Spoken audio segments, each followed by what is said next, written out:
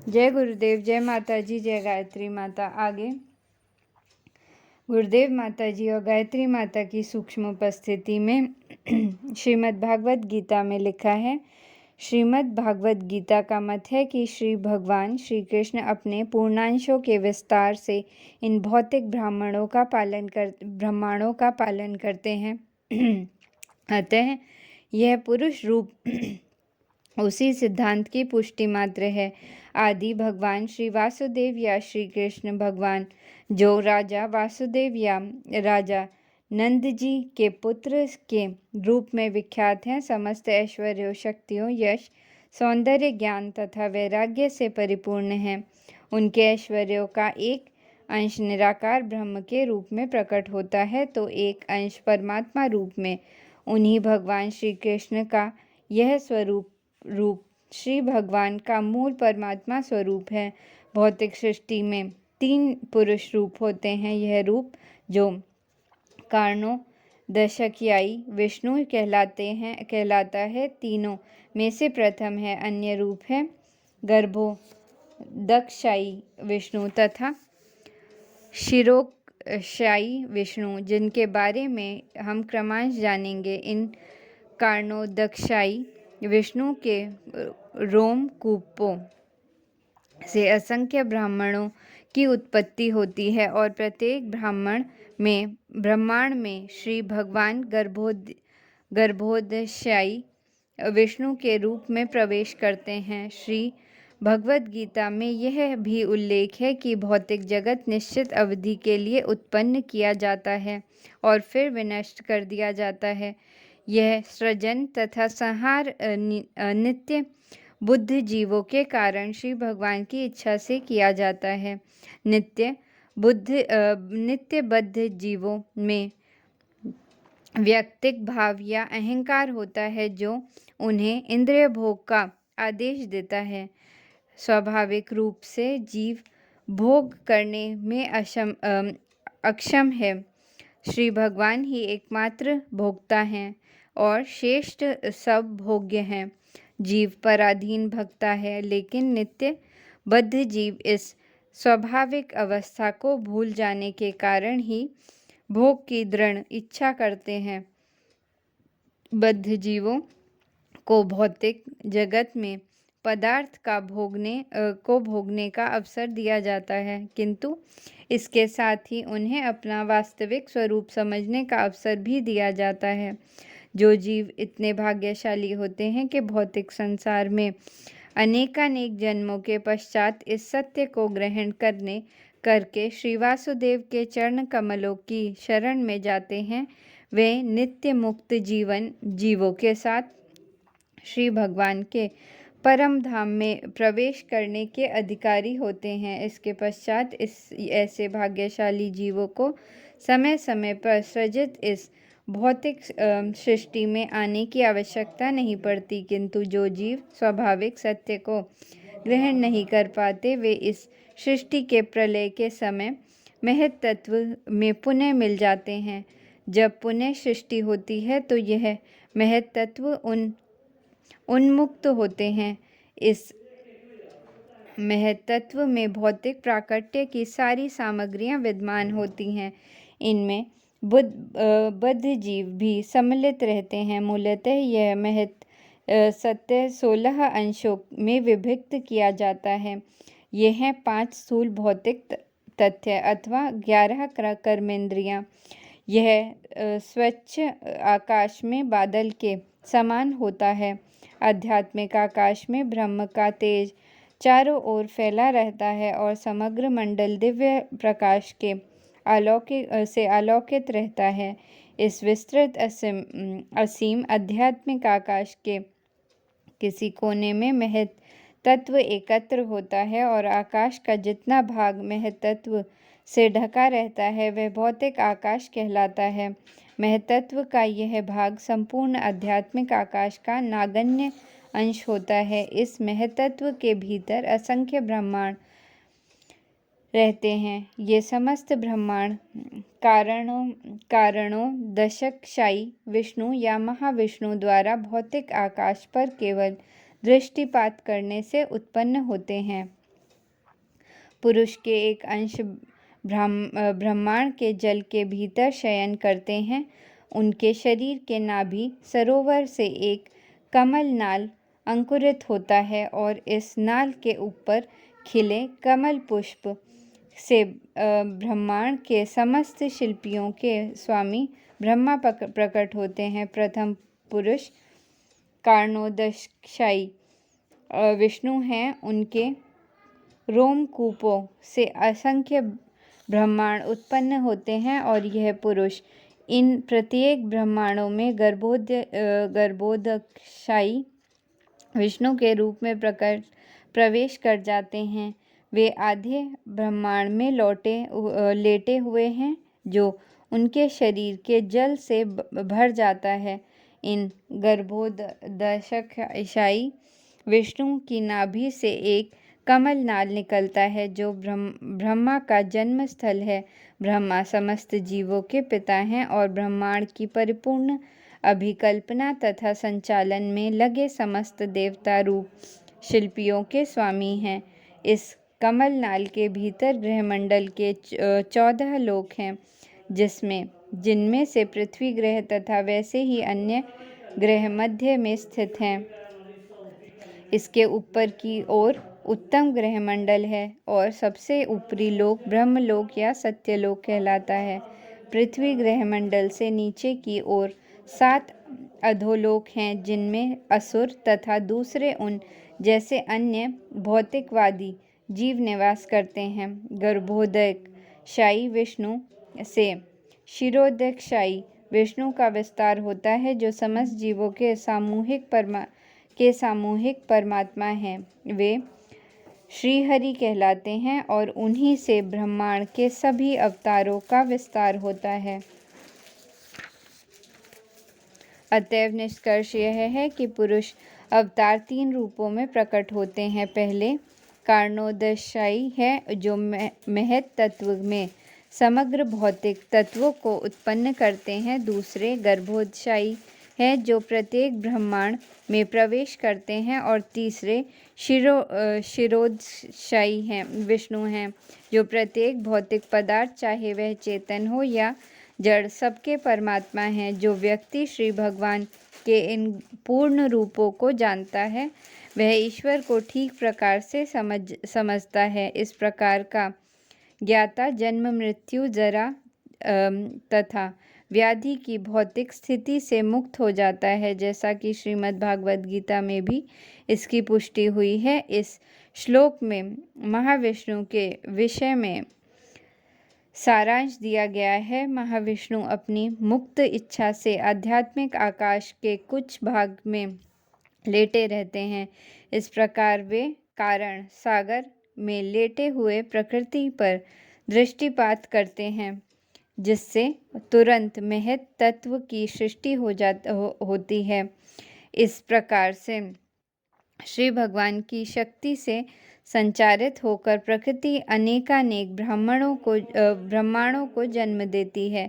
जिस प्रकार समय आने पर वृक्ष में असंख्य फल लग जाते हैं, वृक्ष का बीज बोने वाला किसान होता है और समय पाकर वृक्ष या लता में अनेक फल प्रकट होते हैं। कोई भी घटना किसी कारण के बिना नहीं घटती, इसलिए कारण सागर कर्णावरण कहलाता है। हमें अल्पज्ञतावश सृष्टि से नास्तिकतावादी सिद्धांत को स्वीकार नहीं करना चाहिए। श्रीमद् भागवत गीता में नास्तिकों का वर्णन हुआ है। नास्तिक स्पष्टता पर विश्वास नहीं करता, किंतु वह सृष्टि को समझने का कोई अच्छा सिद्धांत प्रस्तुत नहीं कर सकता। भौतिक प्रकृति में पुरुष के बिना सृजन करने की शक्ति नहीं है। इस प्रकार की प्रकृति तथा अर्थात स्त्री पुरुष के बिना अर्थात नर के संबंध स्थापित किए बिना शिशु उत्पन्न नहीं कर सकती। पुरुष गर्भाधान करता है और प्रकृति प्रसव करती है। जिस प्रकार बकरे के गले में लगी मांसल थैलियों से दूध की आशा नहीं की जा सकती, यद्यपि वे स्तन जैसी लगती हैं, उसी प्रकार हमें भौतिक तत्वों से किसी प्रकार की सृजनात्मक शक्ति की आशा नहीं करनी चाहिए। हमें पुरुष की शक्ति में विश्वास करना चाहिए जो प्रकृति का गर्भाधान करने वाले हैं, क्योंकि श्री भगवान की इच्छा ध्यान मग्न होकर लेटने की थी। अतः भौतिक शक्ति ने तुरंत असंख्य ब्रह्मांड उत्पन्न कर दिए और इनमें से प्रत्येक में श्री भगवान लेट गए। इस प्रकार श्री भगवान की इच्छा से तुरंत ही समस्त ग्रह तथा विभिन्न सामग्री उत्पन्न हो गई। श्री भगवान के में अनंत शक्तियां हैं, अतः वे इच्छानुसार अपनी योजना पूरी करते हुए कार्य कर सकते हैं। यद्यपि वे स्वयं कुछ नहीं करते, कोई न तो उनके तुल्य है न उनसे बढ़कर। यदि वेदों का निर्णय है, परम सत्य के विराट रूप या विश्व रूप की धारणा विशेष रूप से नव जिज्ञासुओं के लिए है, जो श्री भगवान के दिव्य रूप के विषय में सोच सकने के सक्षम होते हैं। उनके लिए रूप का अर्थ इस भौतिक जगत से संबंधित कोई वस्तु है। अतएव प्रारंभ में श्री भगवान की शक्ति के विस्तार पर ध्यान एकाग्र करने हेतु परम की विरोधी कल्पना आवश्यक होती है, जैसा कि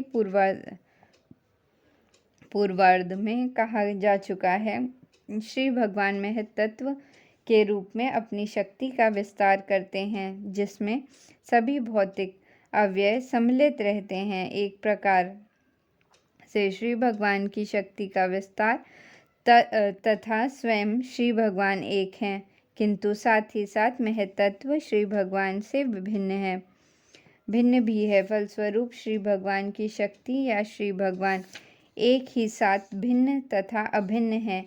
इस प्रकार विराट रूप की अवधारणा विशेष रूप से निर्विशेष वादियों के लिए श्री भगवान के नित्य रूप से अभिन्न है। श्री भगवान का यह नित्य रूप महत्तत्व की सृष्टि के पूर्व से विद्यमान रहता है, और यहाँ पर इस बात पर बल दिया गया है कि श्री भगवान का नित्य रूप प्रकृति के गुणों से परम आध्यात्मिक या दिव्य है। यही दिव्य रूप श्री भगवान की अंतरंगी शक्ति द्वारा प्रकट होता है और अनेक अवसरों के रूप में उनका स्वरूप वैसे ही दिव्य गुण वाला बना रहता है। उसमें महत्तत्व का किंचन स्पर्श तक नहीं होता। हम अपनी वर्तमान भौतिक इंद्रियों से दिव्य भगवान को रंग मात्र भी नहीं देख पाते। हमारी वर्तमान इंद्रियों को भक्तिमय सेवा की प्रक्रिया द्वारा ठीक करने की आवश्यकता है, और तब श्री भगवान हमें स्वतः दर्शन देते हैं। श्रीमद् भगवद गीता में पुष्टि की गई है कि शुद्ध भक्तिमय सेवा द्वारा ही दिव्य रूप श्री भगवान के दर्शन किए जा सकते हैं। वेदों में भी इसी प्रकार पुष्टि हुई है कि केवल भक्ति ही मनुष्य को श्री भगवान की ओर ले जा सकती है, और केवल भक्ति से श्री भगवान प्रकट होते हैं। ब्रह्म संहिता में भी कहा गया है कि श्री भगवान सदैव उन भक्तों को दिखते हैं, उनकी आँखों में भक्ति रूपी अंजन लगा रहता है। अतएव हमें श्री भगवान के दिव्य रूप की जानकारी ऐसे व्यक्तियों से प्राप्त करनी होती है जिन्होंने भक्ति के अंजन से रंजित आँखों से उनका दर्शन किया है। इस भौतिक जगत में भी हम वस्तुओं को सदा अपनी आँखों से नहीं देखते। कभी कभी हम उन मनुष्यों के अनुभव से देखते हैं जिन्होंने उन्हें पहले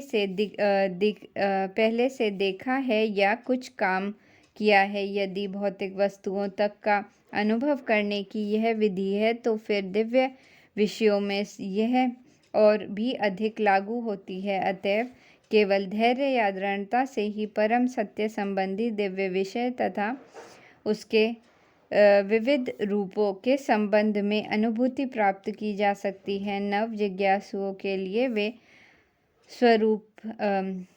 स्वरूपहीन हैं, किंतु दक्ष सेवक के लिए वे दिव्य रूप से मुक्त होते हैं। महत्तत्व में असंख्य ब्रह्मांडों की सृष्टि कर लेने के बाद यह पुरुष इन ब्रह्मांडों में से प्रत्येक में द्वितीय पुरुष गर्भोदकशायी विष्णु के रूप में प्रवृत्त हुआ। वहाँ पर जब उन्होंने देखा कि ब्रह्मांड भर में अंधकार ही अंधकार तथा रिक्त स्थान है, विश्राम के लिए कहीं कोई आश्रय नहीं है, तब उन्होंने अपने पसीने के जल से आधे ब्रह्मांड को भर दिया और स्वयं उसी जल में विश्राम करने लगे। यह जल गर्भोदक कहलाता है। तब उनकी नाभि से कमल नाल अंकुरित हुई और उस फूल की पंखुड़ियों पर ब्रह्मांड के प्रमुख शिल्पी ब्रह्मा का जन्म हुआ। ब्रह्मा ब्रह्मांड के शिल्पी बने और श्री भगवान ने श्री विष्णु रूप में इस ब्रह्मांड के पालन का भार अपने ऊपर उठा लिया। ब्रह्मा की उत्पत्ति प्रकृति के रजोगुण से हुई और श्री विष्णु सत्व गुण के स्वामी बने। श्री विष्णु समस्त गुणों से परे होने के कारण भौतिक प्रभावों से सदा अलग रहते हैं। इसकी व्यवस्था पूर्व में की जा चुकी है। ब्रह्मा से रुद्र शिव उत्पन्न हुए तो तमोगुण के स्वामी हैं। वे श्री भगवान की इच्छा से संपूर्ण सृष्टि का संहार करते हैं। अतएव ये तीन ब्रह्मा विष्णु तथा शिव गर्भोदकशायी विष्णु के ही अवतार हैं। ब्रह्मा से दक्ष, मरीचि, मनु आदि अनेक देवता प्रकट हुए, जिन्होंने ब्रह्मांड में जीवों का जनन किया। वेदों में इन गर्भोदकशायी विष्णु की स्तुति के स्रोतों के रूप में की जाती है, जिनका प्रारंभ हजारों शिरों आदि वाले श्री भगवान के वर्णन से होता है। गर्भोदकशायी विष्णु ब्रह्मांड के स्वामी हैं और यद्यपि वे इस ब्रह्मांड के अंदर शयन करते प्रतीत होते हैं, किंतु वे सदैव दिव्य हैं। इसकी भी व्याख्या की जा चुकी है। श्री विष्णु जो भी गर्भोदकशायी विष्णु के पूर्ण अंश हैं, विश्व भर के जीवों के परमात्मा हैं और वे ब्रह्मांड के पालन करता या शिरोदकशायी विष्णु कहलाते हैं। इस प्रकार मूल पुरुष के तीन रूप जाने जाते हैं। इस ब्रह्मांड के भीतर जितने भी अवतार हैं, वे इसी शिरोदकशायी विष्णु के अद्भुत होते हैं। विभिन्न युगों में भिन्न भिन्न अवतार होते हैं और वे असंख्य हैं, किंतु इनमें से कुछ अत्यंत प्रमुख हैं, यथा मत्स्य, कूर्म, वराह, श्रीराम, नरसिंह, वामन और अनेक दूसरे अवतार। ये अवतार लीला अवतार कहलाते हैं। इनके अतिरिक्त गुणवत्तार भी होते हैं, यथा ब्रह्मा, विष्णु या शिव, जो प्रकृति के विभिन्न गुणों के लिए उत्तरदायी है। भगवान श्री विष्णु परमेश्वर से अभिन्न हैं। शिव परमेश्वर तथा जीवों के बीच की स्थिति में हैं और ब्रह्मा सदैव जीव तत्व होते हैं, जो सर्वोच्च पुण्यात्मा जीव या भगवद भक्त हैं। श्री भगवान द्वारा उसको सृष्टि करने की शक्ति प्रदान की जाती है और वह ब्रह्मा कहलाता है। उनकी शक्ति सूर्य जैसी है, जो मणिकाओं द्वारा प्रतिबिंबित होती रहती है। जब ब्रह्मा का स्थान ग्रहण करने के लायक कोई जीव नहीं होता, तो श्री भगवान स्वयं ब्रह्मा बनके इस कार्यभार को ग्रहण करते हैं। शिव कोई सामान्य जीव नहीं है। वे श्री भगवान के पूर्णांश हैं, लेकिन भौतिक प्रकृति के प्रत्यक्ष सन्मार्ग में रहने के कारण उन्हें श्री विष्णु जैसा दिव्य स्थान प्राप्त नहीं है। उनमें दूध तथा दही जैसा अंतर है। वैसे तो दही दूध ही है, फिर भी वह दूध के स्थान पर उपयोग में नहीं लाया जा सकता। इसके उपरांत मनुओं के अवतार आते हैं। ब्रह्मा के जीवन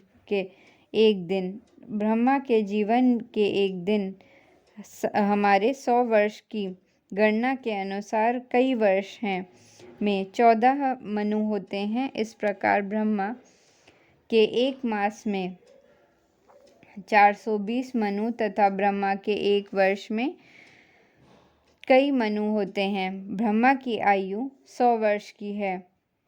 अतः ब्रह्मा के जीवन में अनेकों मनु होते हैं। ब्रह्मांडों की संख्या अनगिनत है और इनमें से प्रत्येक में एक एक ब्रह्मा होते हैं और ये सब पुरुष के श्वास छोड़ने और लेने जितने समय में उत्पन्न तथा विनष्ट हो जाते हैं। अतएव कल्पना की जा सकती है कि पुरुष के एक श्वास काल में कितने लाखों मनु होते हैं।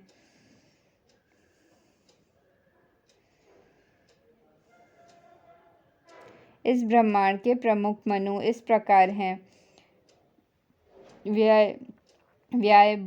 भुव मनु के रूप में यज्ञ, स्वारोचिष मनु के रूप में विभु, उत्तम मनु के रूप में सत्यसेन, तामस मनु के रूप में हरि, रैवत मनु के रूप में वैकुंठ, चाक्षुक मनु के रूप में अजित मनु के रूप में वामन। ऐसे कई सारे मनु हैं। सर्वाणी मनु के रूप में सार्वभौम, दक्ष सर्वाणी मनु के रूप में ऋषभ, ब्रह्म सावर्णी मनु के रूप में विश्वक्स सेन। ये 14 मनुओं के एक समुच्चय के नाम हैं जो कई वर्षों का काल पूरा करते हैं। फिर योगावतार भी होता है। युगों के नाम है सतयुग, त्रेता युग, द्वापर युग तथा कलयुग। प्रत्येक युग के अवतारों का रंग भिन्न होता है। ये रंग हैं श्वेत, लाल, काला और तथा पीला। द्वापर युग में भगवान श्री कृष्ण काले रंग में प्रकट हुए और कलयुग में श्री चैतन्य महाप्रभु पीले रंग में प्रकट हुए। इस प्रकार शास्त्रों में श्री भगवान के समस्त अवतारों का उल्लेख मिलता है। किसी भी ध्रुव के लिए अवतार बनने की गुंजाइश नहीं है, क्योंकि अवतार का उल्लेख शास्त्रों में रहता है। कोई भी अवतार अपने आप को ईश्वर का अवतार घोषित नहीं करता, अपितु ऋषिगण शास्त्रों में उल्लेखित लक्षणों के आधार पर उन्हें स्वीकार करते हैं। शास्त्रों में अवतार के लक्षणों तथा उनके द्वारा संपन्न होने वाले विशेष कार्यों का उल्लेख रहता है। प्रत्यक्ष अवतारों के अतिरिक्त असंख्य शक्त्यावेश अवतार होते हैं। इनका भी परिणाम शास्त्रों में उल्लेखित रहता है। ऐसे अवतारों का प्रत्यक्ष तथा अप्रत्यक्ष दोनों प्रकार से शक्ति प्राप्त रहती है।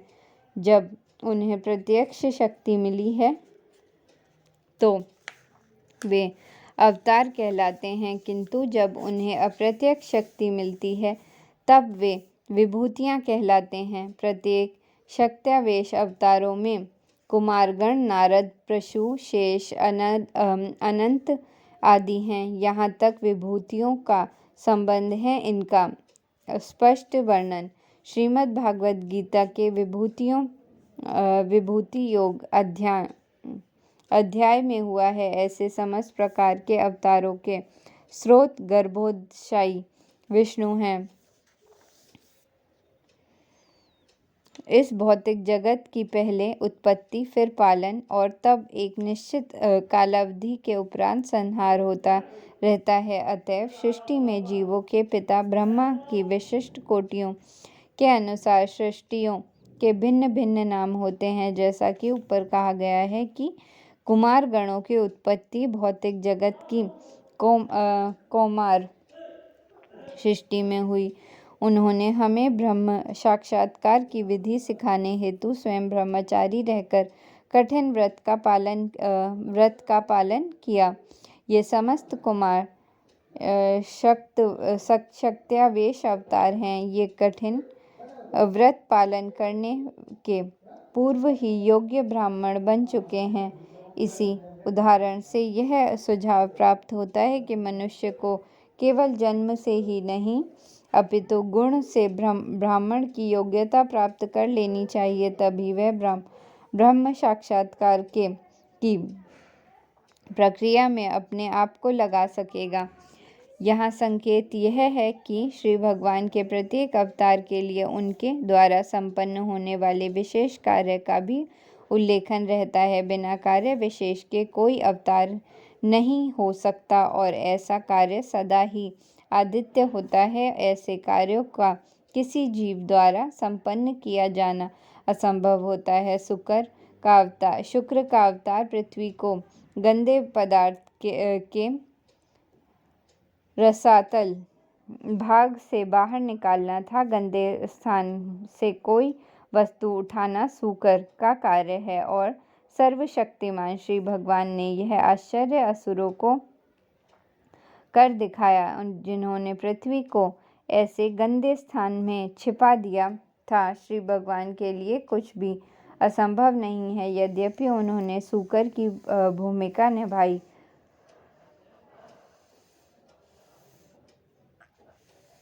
तो भी वे सदैव दिव्य स्थिति में रहते हुए भक्तों द्वारा पूजित होते हैं। श्री भगवान के शक्तवेश अवतार महर्षि नारद संपूर्ण जगत में भक्तिमय सेवा का प्रचार करते हैं। ब्रह्मांड के विभिन्न लोकों में तथा समस्त योनियों के सभी महान भगवत भक्त उनके शिष्य हैं। श्रीमद् भागवतम के संकलनकर्ता शील व्यासदेव भी उनके शिष्यों में से एक हैं।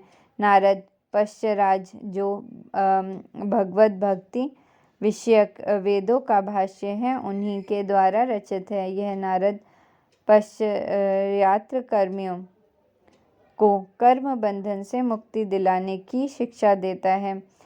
बद्ध जीव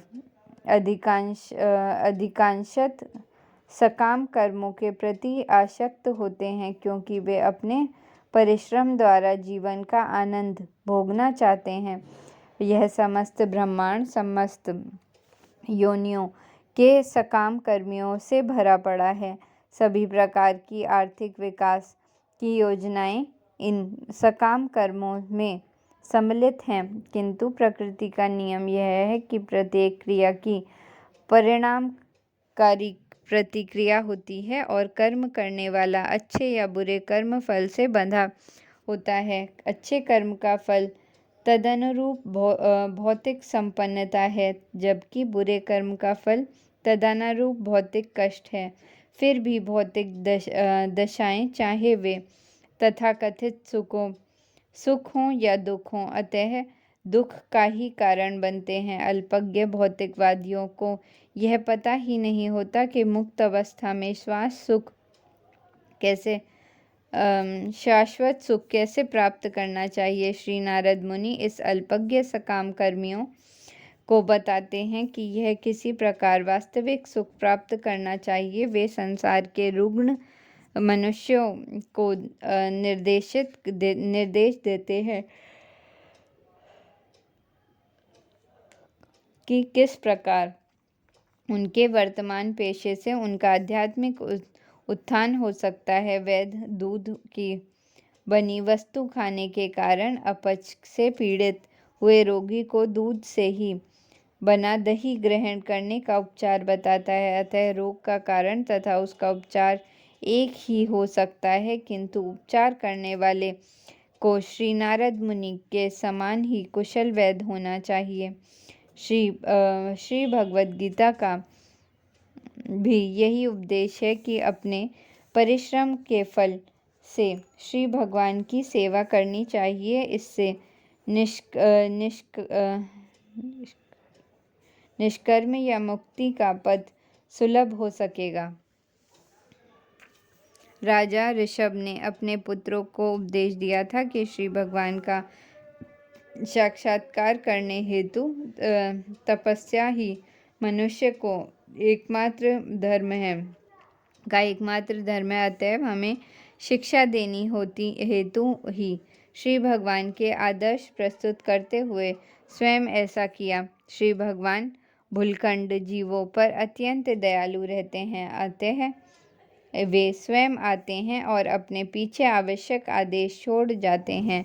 वे बुद्ध जीव को भगवान धाम वापस बुलाने हेतु अपने उत्तम पुत्रों को भी प्रतिनिधि बनाकर भेजते हैं। हाल ही में अभी सबकी स्मृति में ही भगवान श्री चैतन्य भी ऐसे ही कार्य के लिए इस लोह उद्यम के युग में पतित आत्माओं पर विशेष कृपा करने हेतु प्रकट हुए थे। श्री नारायण अवतार की पूजा आज भी हिमालय की पर्वत श्रृंखला में स्थित श्री बद्री नारायण में की जाती है। सृष्टिकारी तत्वों की कुल संख्या 24 है। संख्या दर्शन में इनमें से प्रत्येक तत्व की विशद व्याख्या की गई है। संख्या दर्शन को यूरोपीय विद्वानों द्वारा सामान्य रूप से तत्व दर्शन कहा जाता है। सांख्य या व्युत्पत्तिपरक अर्थ है जो भौतिक तत्वों के विश्लेषण द्वारा उत्तम रूपों से व्याख्या करे। भगवान श्री कपिल ने इसे सर्वप्रथम किया, जिन्हें जहाँ पर 5वां अवतार कहा गया। जय गुरुदेव, जय माता जी, जय गायत्री माता।